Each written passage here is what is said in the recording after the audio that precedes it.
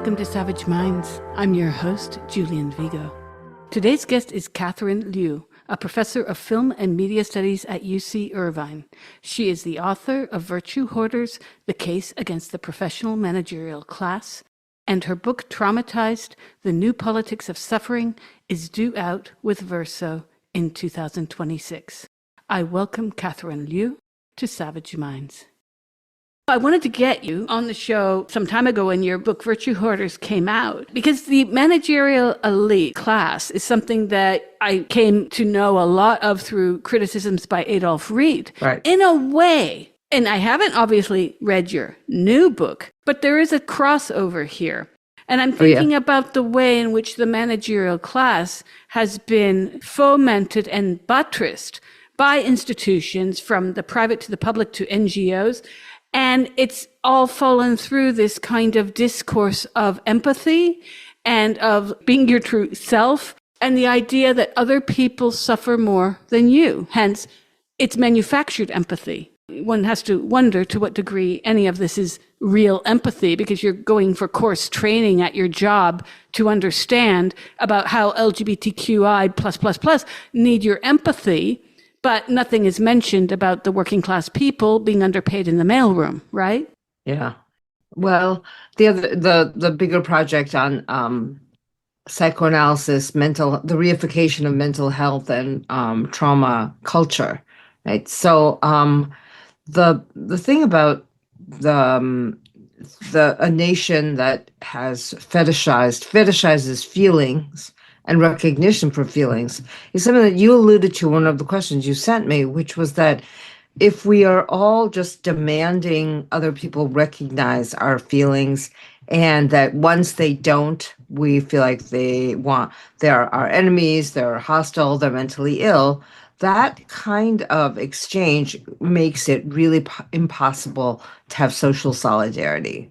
Because one thing, I mean, I don't know how much your audience is into psychoanalysis, but in psychoanalysis and having been analyzed, one of the first things I learned was to be skeptical and try to contain my feelings when they overwhelm me, so that you could sort of step outside of them or understand in what way your own narcissism inflated these feelings, promoted these feelings, and that the job was not to make others all acknowledge and empathize with their feelings, but to understand in what way a system of abuse or something has shaped your own unconscious and your fantasies of power.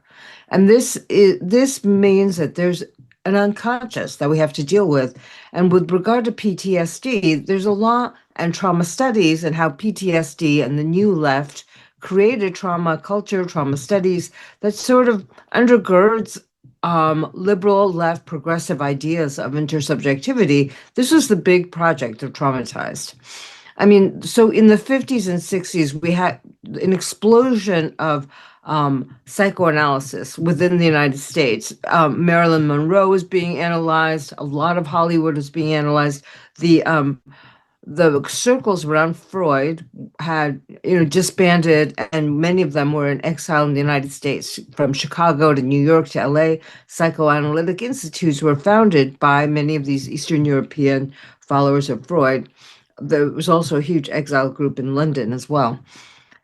And the practice of psychoanalysis has to do with free association, lying on the couch. The Freud pioneered the 50-minute hour, where you free associate with an analyst who has been analyzed himself. And the new left, when it exploded in the 60s, the counterculture, they wanted to make the 50s all about like what we would call today like heteropatriarchy, restraint as a restraining feeling. But there was actually a tidal wave already in the 20th century in the United States about sort of enhancing and expanding our ideas of who we were as feeling subjects. And one of the things that the counterculture wanted to reject was this idea of a punishing father, which is very much within psychoanalysis that we struggle to be loved by this father, we're afraid of this father. And you could say that the counterculturalists were like, no, we want a kind of freedom from all boundaries. We want a kind of extreme sexual freedom, experimentation, libertarianism, because the older generation were either, Nazi or Nazi adjacent, or they were part of the military industrial complex. And young people really felt like their feelings of discontent were the basis of political agitation. And maybe second wave feminism is, the sort of vanguard here, because a lot of feminists who had been involved in other movements, student movements, anti-war movements, they felt that their voices weren't heard, and they pioneered the consciousness raising group, which is based on group therapy, and they call, their moniker was the personal is the political. And I really go after this in the book. Like, what does it mean for the personal to be political? And I feel like one of the extreme manifestations, I'm jumping way ahead, Julian, because I'm not going to go through the whole book. That's fine. But one of the things that happened while I was writing this book was, COVID, lockdown, all of this stuff that had happened about going online. And I have a slide from our Department of Technology and Education urging us to read a book called Trauma-Informed Pedagogy. And one of the quotes they pulled on the slide, I have it somewhere, says like, let's value in the trauma-informed classroom, let's value feelings, not knowledge. And I was like, what the hell is this? Is a university? My head just exploded. And of course, like, we're in lockdown. I get the slide, like, there's no one even to yell at or, call up or go down the hall. Not that I would, because I don't know what my colleagues really think about this stuff. But there would have been some interaction at least. I would have been like, what is this? They're teaching us not to teach? And we're supposed to be centering each other's feelings? Like, as a person who was quite abused as a kid, went through a lot of bullshit throughout my childhood and everything else, the last thing I'd want to do when I went to school, which was a haven and a shelter from the violence and irrationality of the family, was have someone go, how are you feeling today? Let's not learn. Let's center your feelings. I needed that space where knowledge to extent knowledge, art, play, I love learning. I was a little nerd. I also had great school teachers. I had a great classroom. Like, I did not want to be in therapy at school. I didn't know what therapy was, but no one could come save me. Short of you come and kidnap me from my family. I had to go home every night.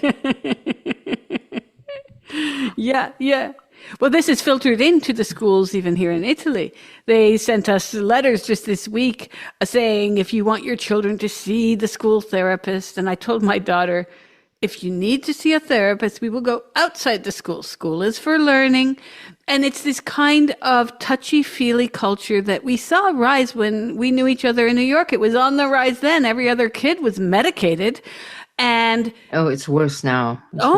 Goodness. And when I was talking to you about coming on the show, I had just read The Great Feminization by Helen Andrews. Have you read that? No, I have not. You got to read it. You're going to like it. She's a conservative. It's so damn good. And Is she American or British? She's American. I know the name sounds British, doesn't it? She talks about, and she gives some very interesting statistics showing how the pendulum for women's rights and women's representation and these kinds of workforces is over here.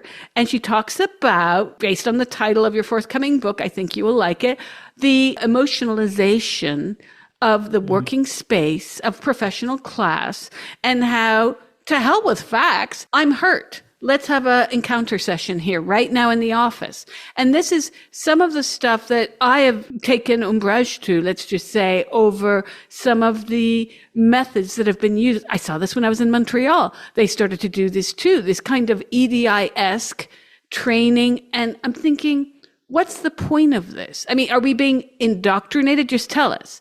Has there been an actual problem? No, because that was the first thing I asked. But there's been this tick boxing, and this is the managerial elite that are being paid to tell us how many publications we need for tenure or how many students should be taking this class. And, at the University of Montreal, even though it's a public institution there were so many managers. And then the students ended up paying the price of all this. And the quality of classes or the number of classes was quickly reduced.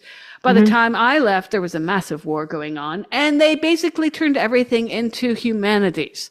And you're seeing a lot of this happening in Asia too, where private universities are popping up. In India, for instance, loads of these private universities, because the billionaire class, they want their kids staying in India now. And I've lectured at some of these places, very interesting universities, but they focus on business, dentistry, engineering, and law. That's it. So they might have a communications and media studies department. So yeah, I can fit in there. But I said no to jobs because the humanities is being gutted because of this moronic gesture that's been happening since the late 80s, early 90s for sure. And we saw this in New York where they were just making everything about identity, and there was no actual learning of stuff. Right. Content. Yeah. I mean, when I took Fred Nichols' class on poetics, I was not interested. When I had to take his class because it was required for the master's, I thought, okay, I'll have to take this. It was the best class I ever had because he taught us about Longinus, Plotinus, stuff that was skipped over because when you're taking modern and contemporary literature in a complet department, you don't get that basis. Right. No, it's there. So the professional managerial class loves to fetishize the credential, but it actually is one of the most backward, anti-intellectual Philistine classes around. And one of the reasons why it's become so degenerate, I think, is because implicitly it has we came of age at this time. It wanted to put away high liberalism and for this kind of like identity pluralism, postmodernism that was very exciting in the humanities and social sciences. When we were coming up in the world, I was always suspicious of it, but it had a kind of novelty to it. And that in the university, because we were all going to be on the innovation chain, we have to produce things that are new, that are innovative. And that can be new identities, new feelings. I mean, the whole affect theory stuff is all about like talking about sentimentality with a veneer of theoretical, very superficial theoretical engagement on top of it. And like there's the environmental humanities, which really is about the study of nature, painting, landscape. And I'm sorry to be such an asshole, but I just was like, yeah, this was nature writing and it existed for hundreds of years. And now you're rebranding to make it somehow like serve a social purpose. It doesn't. It's about funding. The Mellon Institute, which has like Mellon Foundation, has like a $500 million loved the environmental humanities. So everyone had to start a center for the environmental humanities. But going back to your talk about the HR training and everything, it's definitely part of the expansion of the function of the manager and this kind of invasive, I'd say like your affectual life at work. And people fought for you, workers, strikers, leaders of the working class fought for years to have a separation of work and leisure time. And it's the Silicon Valley New Left and PMC feminists which have driven us into this like non-differentiated space where we're always kind of at work. And if we're at work, our private lives are always like somehow supposed to be on display. And through our virtue, through our performance of virtue.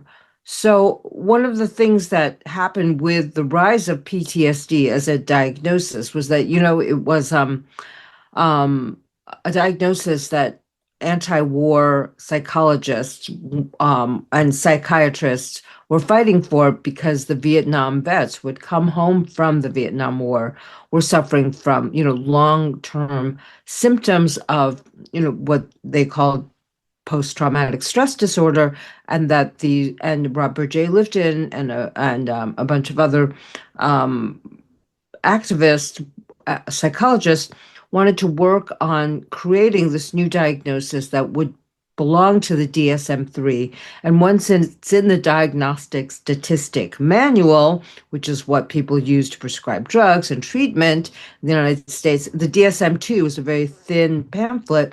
Once this was in the Diagnostic Statistic Manual, then Vietnam vets could have access to many more services with the VA.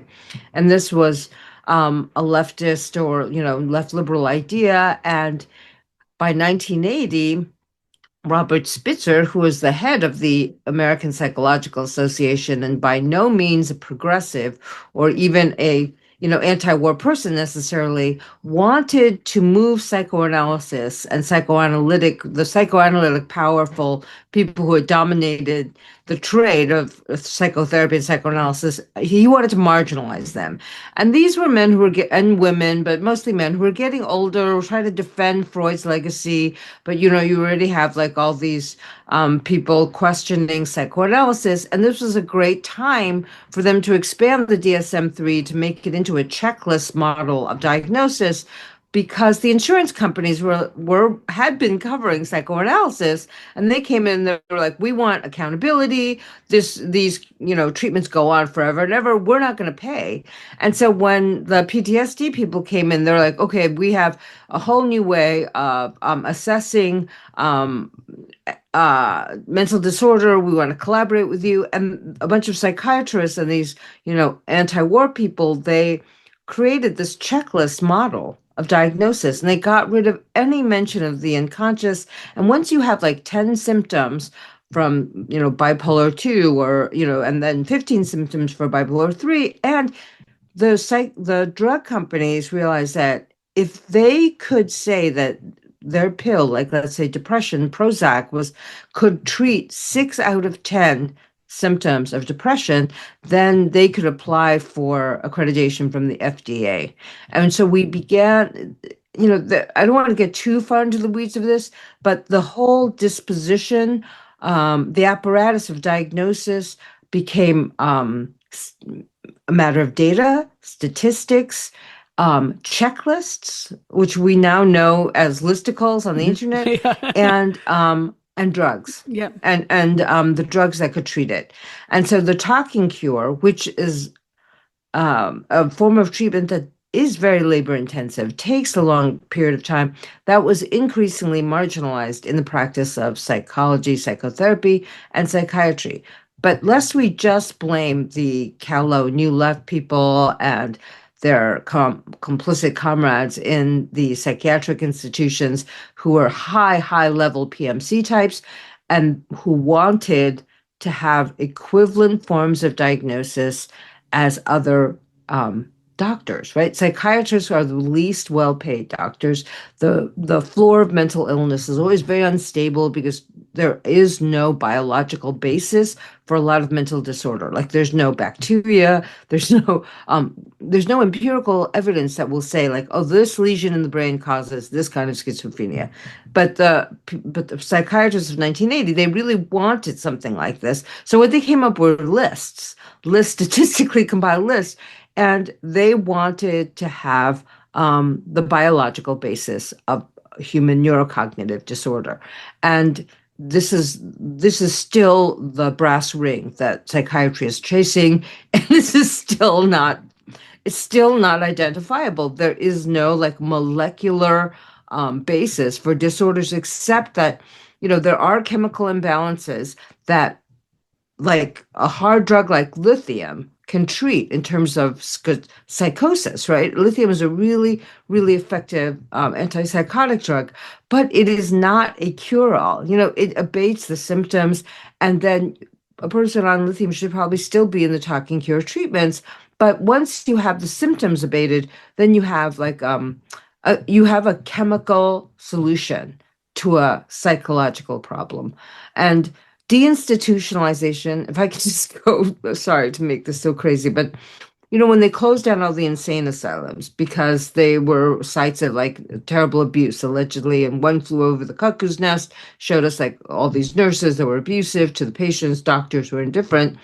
they did that. There were, giant asylums for people, in large part because the drug companies had discovered enough sort of antipsychotics to put people in a state of like they call it the chemical straitjacket, right? So you can be restrained and constrained in your acting out and your hallucinations through chemicals, and you can be reintegrated through halfway houses into everyday life. None of the community health centers were funded properly, and deinstitutionalization and the psychopharmacologization of mental illness is one of the great reasons why we have this intense homeless problem today in the United States.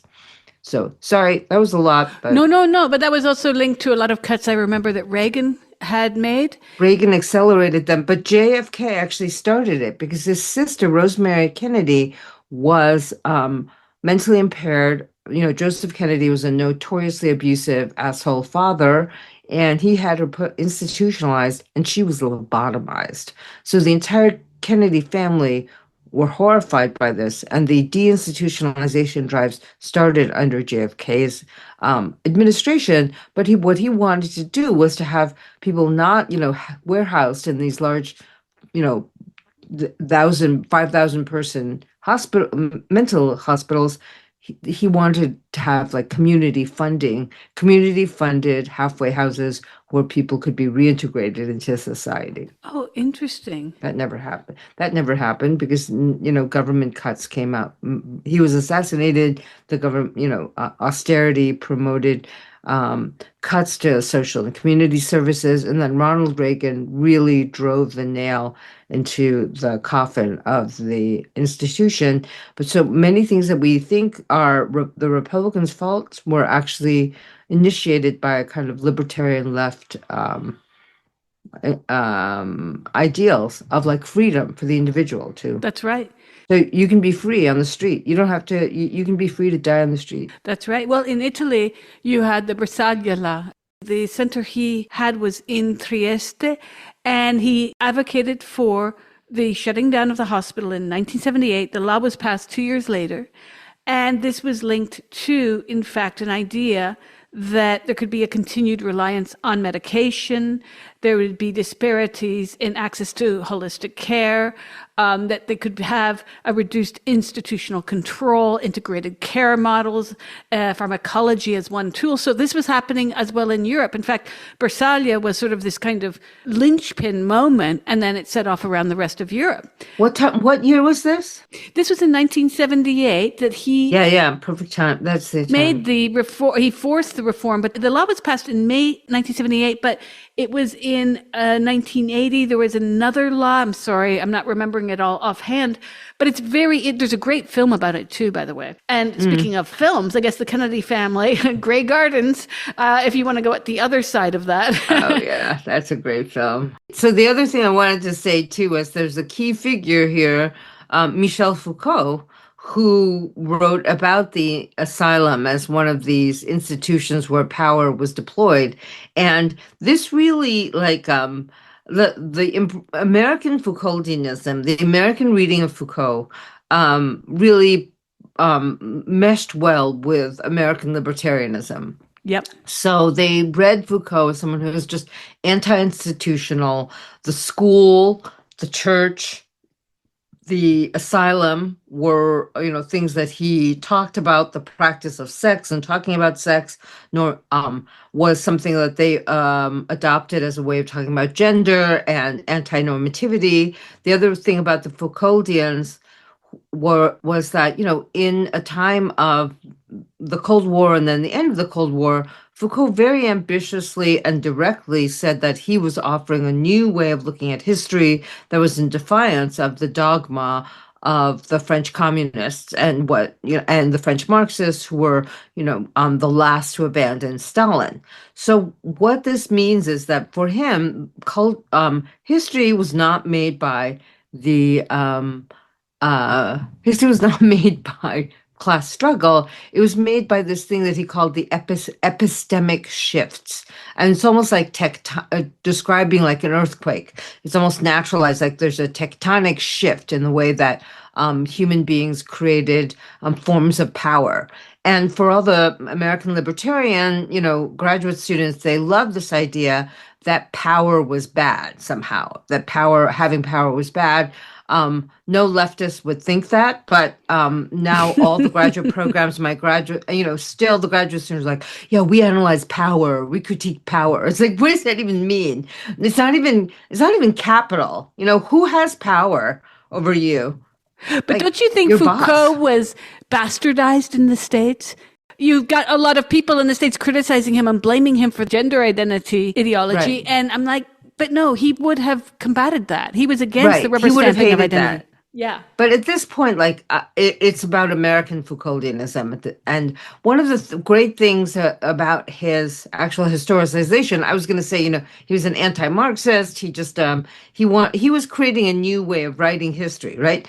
But one of the great things that he taught me was that this whole idea of what we think of as our private lives and our sexualities had enormous, enormous room for flexibility, growth, secrecy, transgression since the pre-Christian period. Like what we think of as progressive sexuality. I mean, I make fun of this in Virtue Hoarders, and I guess that is kind of my Foucauldian, what I take from it is that he says like modern people think that they are liberated and progressive and that talking about sex and being accepting and tolerant of difference is like this kind of progress. This is just another form of self-control and discipline and an imposed regime of self-care, which makes like expression, experimentation a new imperative. And I would say for the liberal professional managerial class elites.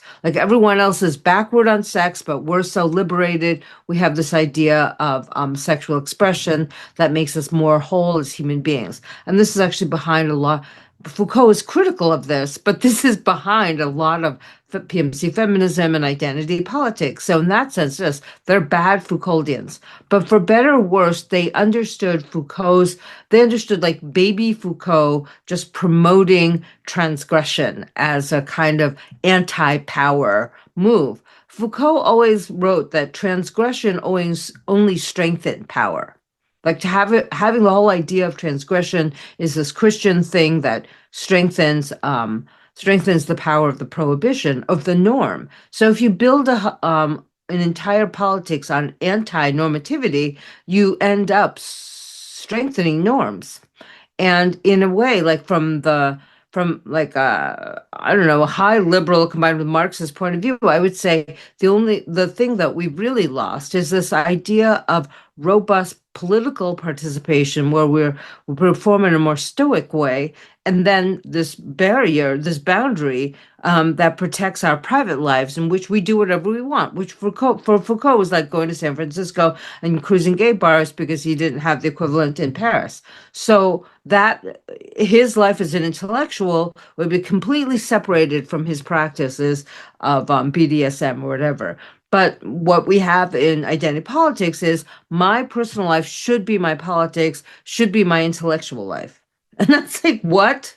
Yeah. You can't build a mass political movement with niche subcultural fetish of the personal on the part of a professional elite. The feminists took off on this. I mean, their whole market was the personal is political. It's come to a very bad ending. Given Gaza, I have declared feminism dead. I did that a while ago. I think it is a really problematic discourse. I think it's been dead for some time now. Because I don't know if you followed all these feminists on X who are saying that Gazans are actually obese and they need a treadmill, not food. I was just revolted. Well, let's just say they're PMC liberal feminists. Like I'm on a warpath. This kind Me of too. feminism, actually. Yeah. I Yeah. guess that's why we're on the same page on this stuff. But so it's like PMC feminists. There were socialist feminists who wanted different things for women, and they didn't want this new left expressivity. And so they were seen by Gloria Steinem and Betty Friedan as sort of the left behind people. And they're a whole cadre of socialist feminists that came out of union organizing, like Myra Wolfgang. This isn't a book, so I'm gonna. This is my big money shot, but I'll let you guys in on this. Is that in my research on this time period of the 1970s when socialist feminism was eclipsed as the old left for a kind of new left feminism, the kind that we hate. The Rutgers Women's Studies Department had a big conference to try to iron out the differences between the sort of union-based feminist like Myra Wolfgang, who had organized service workers, interracial women's unions in Detroit from the 30s on. She was called the Battling Belle of Detroit. She was a Canadian American Jew who came from a Jewish family, didn't go to college because of the Great Depression, and sort of became apprenticed to a union organizer as his secretary, but was such a great leader that she was promoted through the union system.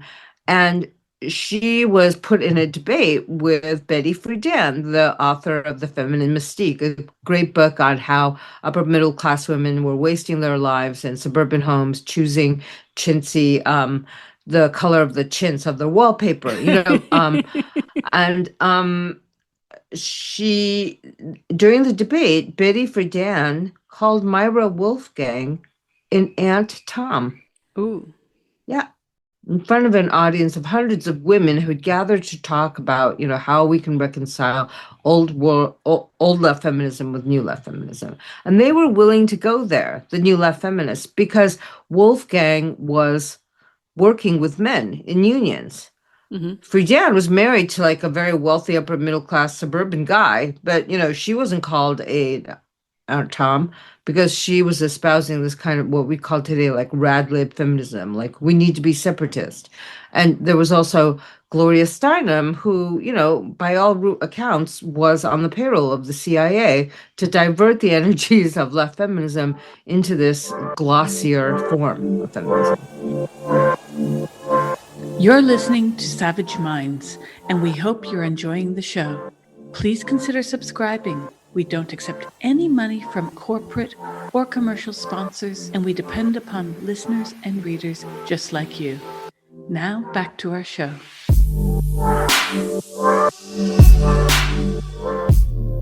With the professional managerial class, this elite body has helped to shape this super consciousness of race, sexuality, even I would say a hyper consciousness, while creating niche fictional identities such as gender identity in North America over the past 2 decades.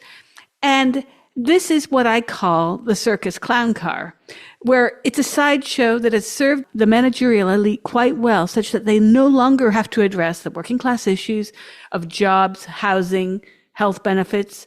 Instead, here's a pronoun badge.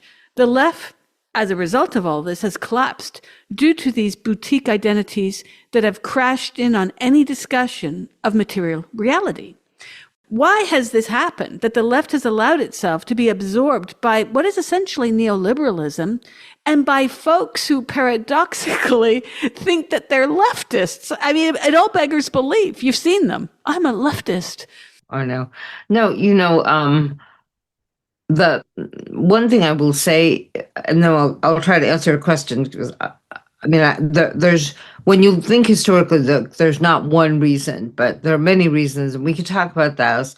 But one thing I want to say is that I think that the defeat of Kamala Harris in last year should have been a big wake-up call on this kind of identitarianism and the rejection of sort of the working class by the democratic elites. And I don't think they're learning that lesson, except that they keep getting taught the lesson by like people like Zoran Mamdani, who really step back from identitarianism, is an immigrant guy, but won't talk about these things in the way that the most extreme boutique identitarians want him to. And he was able to really excite young people in New York City. The 18 to 29-year-old voter turnout for mayoral elections is normally 11%, and he brought it up to 41%. So we can't blame it on young people. Like, young people actually want someone who's anti-Zionist, who's not who's going to put material conditions and struggles of working class people first. When you don't give them that candidate, they won't vote. No, they won't vote. Is the whole the genocide in Gaza really stripped bare the liberal veneer of do-gooderness. But one of the reasons why the Ehrenreichs oh, they don't act. They just state it as a fact that the Democratic Party and left liberal political organizations are increasingly dominated by professional credentialed elites. Why is a why is a different question. One of the things that you could say happened after the counterculture sort of lost its steam was that the college educated members of the anti-war movement, of the women's movement, they felt that American working class people were either silent victims they had to save or just irredeemably racist, sexist, misogynistic, left behind people. And these were the working class at this time in the 70s was being decimated by deindustrialization. The first exportation of industrial jobs to the Far East happened with Japan, eventually Korea, Taiwan. This was all part of an American foreign policy initiative to contain China. If you strengthen the economies that surround China with high free market, low tariff industrial bases, then China eventually will be so poor it'll collapse on its own, and then Taiwan can going down go back to China and take it over again. So, but this foreign policy with industrial policy about offshoring industrial jobs led to the decimation of the working class and the industrial base in the United States. So the Rust Belt rusted away because of this kind of globalization of industrial jobs. The second wave happens in China with 1990s, 2000s. It's American government and that way, and American corporations seeking cheaper labor, higher rates of profit. So when the working class is being pummeled, and instead of defending it, the professional managerial class actually sees it as being so irredeemably backward that globalization can only be a good because Americans are provincial and we need to be more internationalized, but on the level of an economic policy that would strip people bare of their livings. The second sort of okay, I'm going to be like super Marxist here. As 1970s American economics is really shaken by stagflation and a falling rate of profit, there's another form of profit taking, I mean, other than the old industrial base, that is invented on Wall Street, which is the mergers and acquisitions financialized transaction thing. And who's doing this? The masters of the universe who go to Yale, Harvard, Princeton, are recruited to the big financial banks. They're making deals. Trump comes out of that deal culture of the 1980s, where you're moving money around, buying companies, taking fees, and loading down the companies with debt. And those companies can go to, downsize their workforces. And what you have in the 70s is really like profit taking through deal making and the downsizing of the American labor force. The PMC sort of becomes a facilitator of this, the undermining of the American economy, and it kind of forgets that its anti-war positions were about being against the military-industrial complex, because the financial military-industrial complex is an entryway for them into the best jobs that will protect them from this economic turmoil that the country is undergoing. So that's a very long answer to your question, but in order to justify their economic well-being against the devastation of the American working class, they come up with a moral sense of superiority with regard to their higher degrees of tolerance of different identities, their extra anti-racism. They want to be better than the people that they are oppressing and exploiting because they're not bad people. They're good people. It's just that, their college education makes you a better moral person. To me, that's like the biggest fiction around. When Obama was president, and this is partially like why I wrote Virtue Hoarders. Michiko Kakutani would interview him all the time, and the New York Times book reviewer, and she would worship at his feet. And every year we would have the Obama's favorite books list at the end of the year. And at some point in one of the interviews, she says to him, yeah, reading really expands our capacity for empathy. It's been shown to happen. How do you feel about this? And he talked about To Kill a Mockingbird and what a great book that was, because it teaches us all to walk in the shoes of other people. Yep. And I was like, you know what? If reading novels made us all better people, English departments would all be saints. Like, reading does not make you a better person. Reading does not expand your capacity for empathy. Reading can expand your cognitive abilities to understand that there are people's lives so that you do not understand. But the idea that we would read novels to become better people, that's completely like pseudo-religious and that's a catechism. So this class, because it did so well in the 80s for like a lot of the reasons that I enumerated, but also the creation of the credential as a luxury item, the sort of competition for spaces in elite universities that were becoming more and more expensive, the destruction of public education, and austerity measures. This class does well in all of these instances, and it has to justify why inequality. It has benefited from inequality. So identitarianism is a really great way of justifying its moral and epistemological superiority.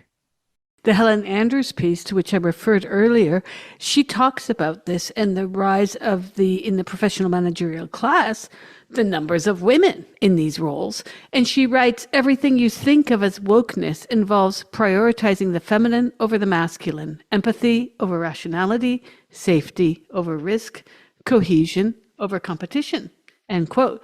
I love this article because she gets right at stuff that I've been thinking all along. And I guess I get really tired, even on my Facebook wall, or someone says, oh, mansplaining. And I'm like, oh, can we stop? Like, enough. I have this friend in London, Genevieve, and we've talked about this. She's from Baltimore, but has lived many, many years in London. And we were talking about the way in which social justice movements exist for a reason, but then they disband when that reason no longer exists.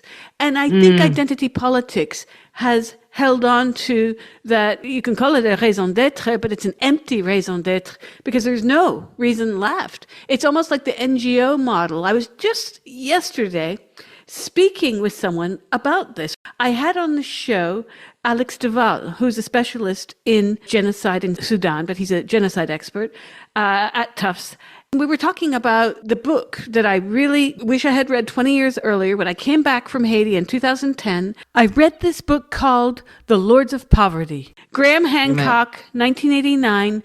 And I read this after just writing what I didn't know was a book, but I had just written a series of essays that eventually became this book on the NGO UN scam in Haiti and the disappearance of $10 billion, folks, by the one person these feminists adore, Hillary Clinton.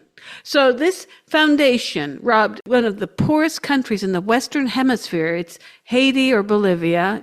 Which one is the poorer? It's so disgusting what went on. And I had just written the book that then when I got to New York, I read Graham Hancock's wonderful book, and I'm like, oh, I've just written about this. But I wish I had read this. Like, this should be standard reading in university because it's about that choo-choo train of everyone getting paid to keep a certain narrative. So, of course, when Crixavan came on the market, this isn't my whole theory about the identity that was hitched onto the LGB wagon. Which one? Was when Crixavan... What's Crixavan? Around 1996, I was doing volunteer work at the Gay Men's Health Crisis, doing research, social science research, and focus groups because the demographics of AIDS changed. It changed in the mid-90s. It was no longer white gay men or Hispanic gay men. It was a lot of straight women, Hispanic, Black, and men dying of Right. AIDS. But once Right. Crixivan came on the market and this protease inhibitors, it allowed people to live a life that meant what happens to all these rainbow flag organizations. They should have, by all rights, shut the doors of their shop, but they did not. They found the new business, and the new business model was marriage, which I'm so angry about that, but and then, of course, the transgender. But wait, why are you angry about that? Okay, because this is what happened. If you recall, when Obama was postulating for presidency, they did this very smart thing, the handlers of him. They had all these Skype encounters. Now, even though I was at the Université de Montréal, I was always in New York because I couldn't stand Montreal. I don't know how people live there. So I was in New York quite a bit, and I was working on this post 9/11 book of the New York City's disappeared Muslim men, because there were 14,000 Muslim men disappeared post 9/11 in the US. And a lot of them came from this community I was investigating in Brooklyn. So I was in New York a lot, and I got into one of the Skype conversations with Obama. They elected me, or, you had to do this little application process. It was very easy. I got in, and I started asking him questions. It became very clear within the first 5 minutes that this guy had an international war hawk agenda. This was not the peace-loving person that we were being told, right? And I knew this. So everyone in the LGBT community were, how could you not vote for him, Julian? Because he's going to give us gay marriage, same-sex marriage, but they were calling it gay marriage back then. And I said, this is why. My right to marry a woman is way down here, as opposed to the rights of people to breathe and live. And I don't think that needs to be debated. And I got pushback from people in the community, as they call themselves in New York. And I was really rather upset about this, because I don't know if you remember the fervor at the time, but people were like happy to have a black president. And I'm like, oh, well, of course. I was called by a friend who's a racist, and I had to sort of distance myself from her years ago, but we kept in touch lightly.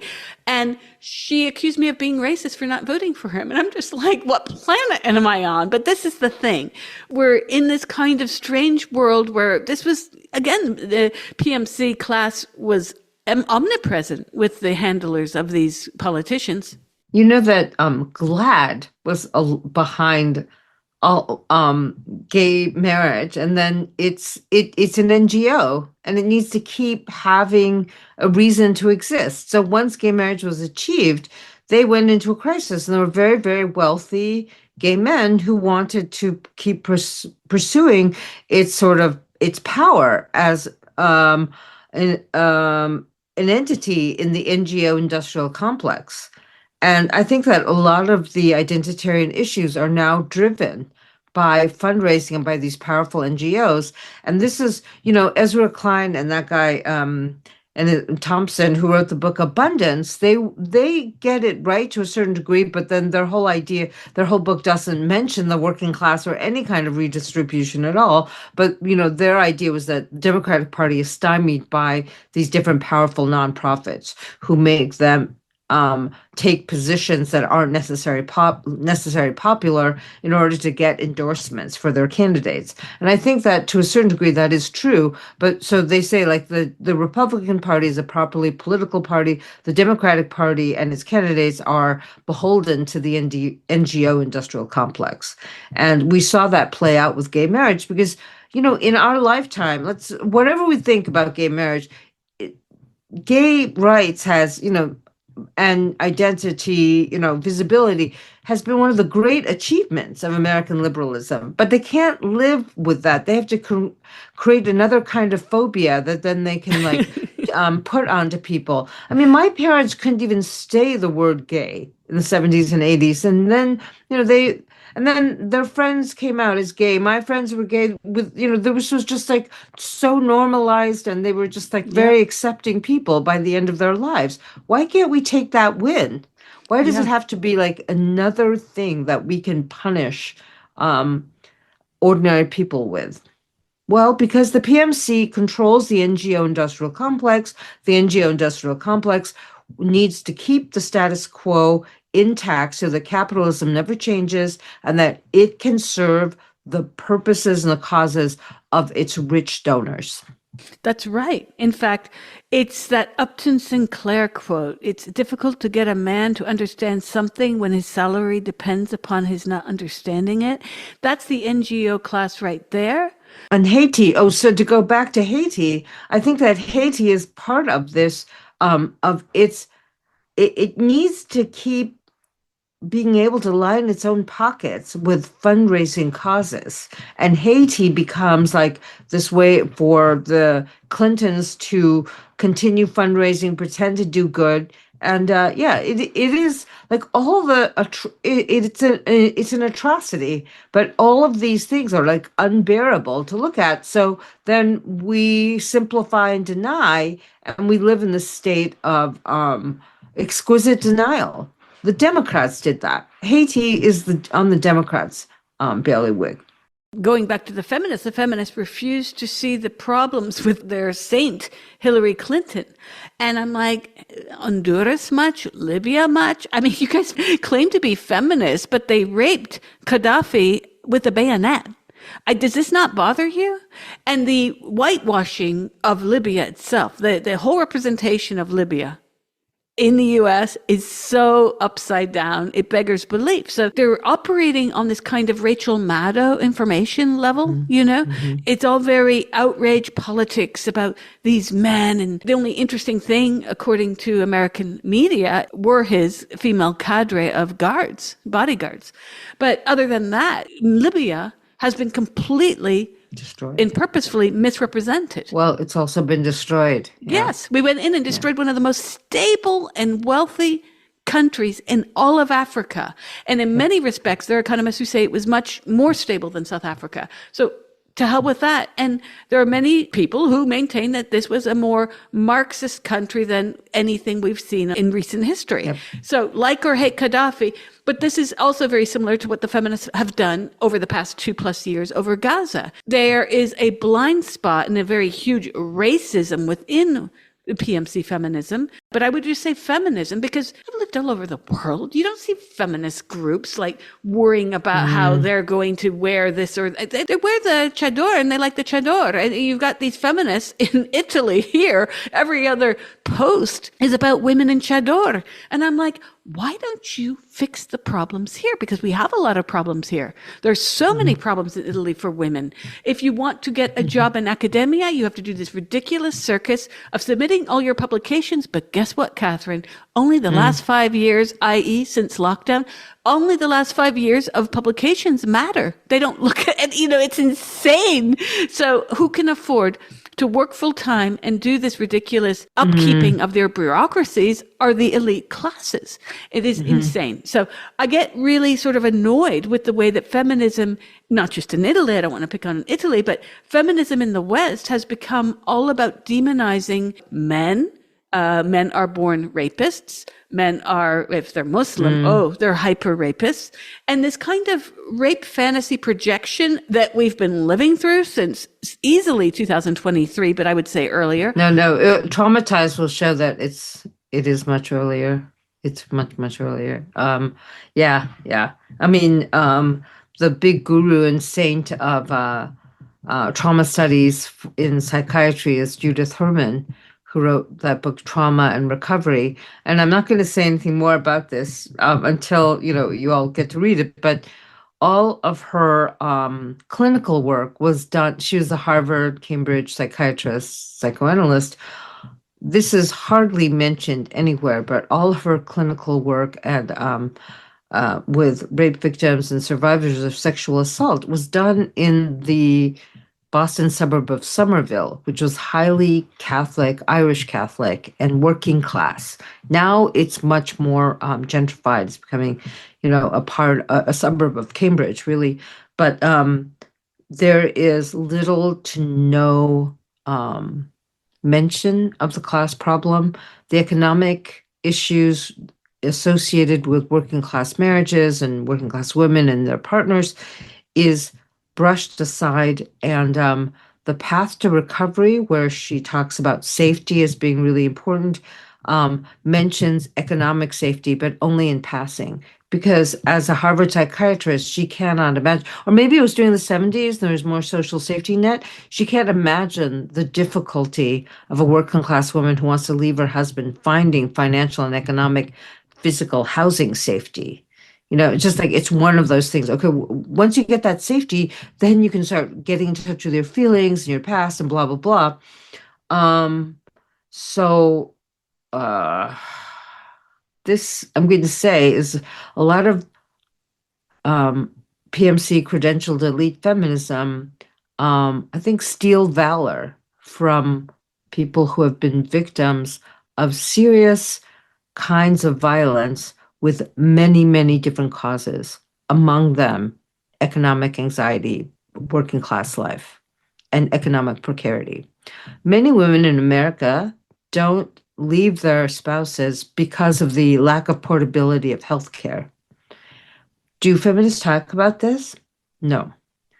There's a way in which the American feminist, especially after Sheryl Sandberg and the whole Facebook lean in thing, what they care about primarily is competing for men, with men at the highest levels of white collar life. And this was also something that Dorothy Sue Cobble, who is a historian of socialist feminism in America, pointed out, is that for a lot of the socialist feminists, the old left feminists, what they want to do is provide better job conditions for working class women. And they saw that working class women as part of communities of families, neighborhoods, etc., and that their well-being would promote the well-being of entire communities and take pressure off the men, but also alleviate some of the really bad working conditions of low-wage workers in the 20s and 30s, 40s, 50s. What the PMC feminists are primarily preoccupied with is being a CEO. Which is, I'm like, and so in the early 21st century, we've seen like a proliferation of the girl boss feminist, girl bossiness as feminism. I raised a son during this period of time, and all I can say is like the mean girls in high school just got rebranded as girl bosses. Yeah, well, the mean girlism, when I got involved with the feminists in England, Great Britain, I should say, it was really remarkable to me how they prided themselves on addressing WOC. I hate that. But it was always, they'd have their speakers who were not white. But then when push came to shove, and there's a person, her name is Kelly J. Keane, she was critical of the way that the grooming gangs in Northern England were handled. She said quite clearly that there was something very troubling about the media covering this up, and the media has. And she was called a racist, an Islamophobe. Now, this was back in 2018. And I had been speaking with her because she was in one of the groups that I was in on Facebook. And it was very interesting to see that these women who claimed to be so tolerant would shut her down. They shut her down, kicked her out of their conference, called her an Islamophobe in not the exact term, but it was there. And instead, they wanted to sort of prove themselves to be woker than thou by having brandished someone else. It's that Sanskrit saying, when you have one finger pointing out, you have three pointing back at you. They didn't want to have to deal with the residue from having to talk to someone about her views. And this is what's fascinating to me, is that they didn't see the writing on the wall then, because it's a really bad look to shun a woman who's talking about stuff that 2 years later was proven to be, she was proven correct. The media outlets said, yes, we did cover it up because we didn't want to look racist by talking about these gangs that were mostly Pakistani and South Asian, and we didn't want to look racist. And she had said that and was called a racist for saying it. And so I was like, why are these feminist groups that claim to be so leftist, they want to not actually create reform or dialogue, they want to punish. So I keep going back to Foucault, I think, discipline and punish, and this idea that we can't just have the dialogue, we have to finger point and do what they call in Italy la predica, which is this kind of school marmy lecture that you get here. If you don't sign oh, senora, you're supposed to sign, and they lecture you for 5 minutes instead of just saying, can you sign here, right? And this is what the feminists have done. They've created an art form out of trying to win the argument through humiliating and punishing the other. And I'm thinking, wait a sec. You think you're leftist, but then when someone doesn't agree with you, you go out of your way to monster them, to platform them, instead of just having a debate, which I find fascinating because the Charlie Kirk murder brought the crazies out of the room there too, right? Yeah, I mean, I can't talk about this now because I was like Twitter ex-mobbed about this, but yeah, my friends and I, who condemned his murder were called, racist, but Yeah. be that as Yeah. it may. Yeah. um, One of the things that I think I'm really interested in exploring, I'm starting a new research institute. I got some support for it. We're going to try to expand. It's called the Palm Springs School for Research, Social Research. I like to think of it as the Frankfurt School, but fun. Um, we are I really want to look at this phenomenon of liberal authoritarianism, because in the 1950s, when Adorno wrote his book on the authoritarian personality, he was supported by all these liberal foundations who really wanted to understand the psychology of why people would become Nazis, right, or become fascists. And they pioneered this thing called the F scale, where you would, answer a certain number of questions, be interviewed by these sociologists, and you get a score about your proclivity for authoritarianism. And it was always like the right wing who would turn out to be, anti-Semitic, have homophobic views, be on the side of the state that punished people for deviance, et cetera, et cetera. And that was like 1953. I think that if you did that same study now, you would find a lot of similar authoritarian views, but on the side of liberals. And the whole thing has shifted now with regard to a nonpartisan authoritarianism. And why do liberals have this idea now? Because their hegemony is fading. A new world cannot be born. And so the more your ideological hegemony is under threat, the more authoritarian you're going to be. The less you have in terms of reason on your side, the more you're going to exercise punishment as a way of destroying or, excluding the other. Like, I love how they're all about exclusion, but they'll let go to cancel you right away. It's supposedly like it's getting better now, but because everyone has to confront Trump. At the same time, I see, in the university, the direction of the Titanic of liberal academia cannot be changed in a day and will not be changed in a day. And too many people are too cowed by these instruments of exclusion that they've put into place. There are too few jobs. So it's almost like you have to adopt the identitarianism in order to get a job. What is more authoritarian than that? What is more repressive and oppressive than that? The economic exigency of ideological conformity is something we cannot underestimate. I read your piece, Mirroring and Pseudo-Empathy, which I really loved. It made me think about the rise of sycophancy and pseudo-empathy, not just in AI therapy, but within the generations who've been raised now on social media, many who today have very few, if any, in real life friends. And the dearth of this demographic are the very ones who like trigger warnings, who are ill-equipped to disagreement, as difference is now tantamount to murder, as we've seen with certain discussions, which runs parallel to other movements who have long made the claim, words are murder. So to me, there's a paradox here, given that this generation, which remains siloed within their virtual worlds and communities, as they spend hours every day online, virtue signaling about their goodness and their empathy, right? But they do absolutely nothing outside of this signaling. There is no dialogue, no dialectic, no praxis. There's no action offline. I mean, the IRL world is disappearing for some people. And I do worry, Catherine, that we're entering into this kind of mass sociopathy. So are we turning into a society of individuals with no concept of the collective and for whom reality is a collection of photos, memes, and likes?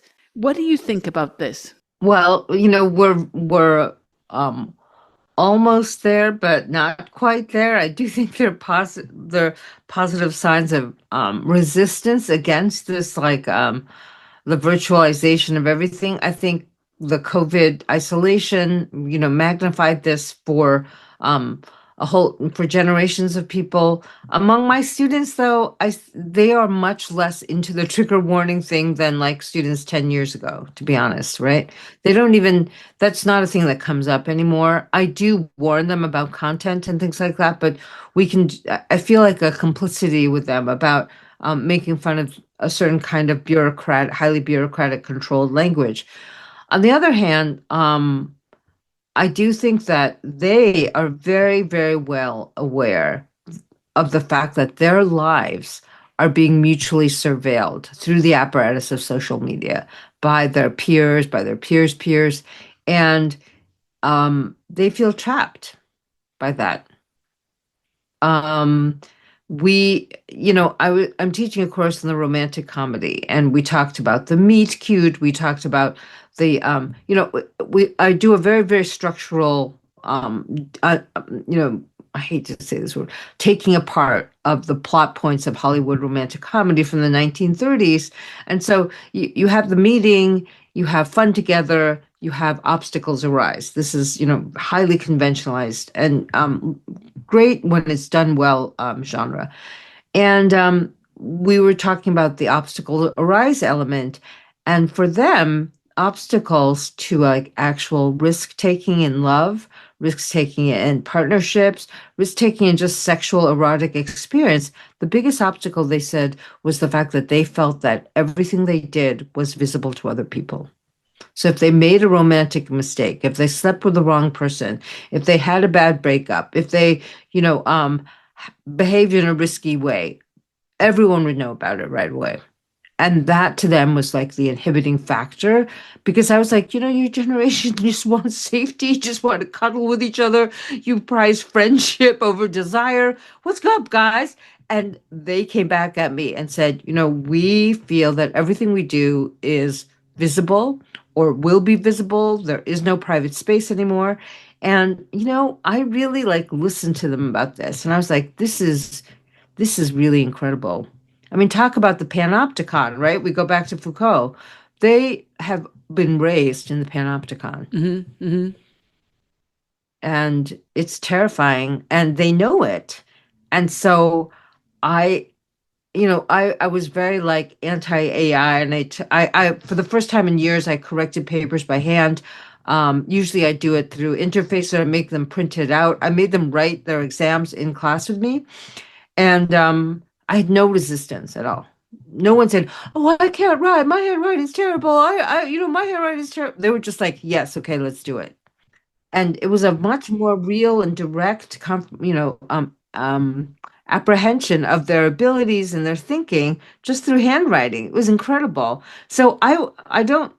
I think that there will be a saturation point. I know I'm being a bit of a Pollyanna. I mean, I was a Pollyanna about Christian nationalism with Chris Hedges, and I don't know if he's right or I'm right, because then Zoran won in New York, but he really has this apocalyptic view of Christian nationalism.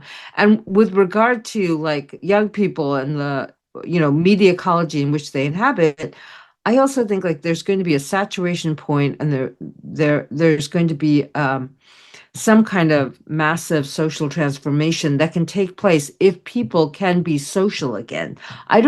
We are so atrophied in our abilities to actually be social with each other, but there is a craving for it, like to have non-reified social relations. That's what I'm fighting for them and for me.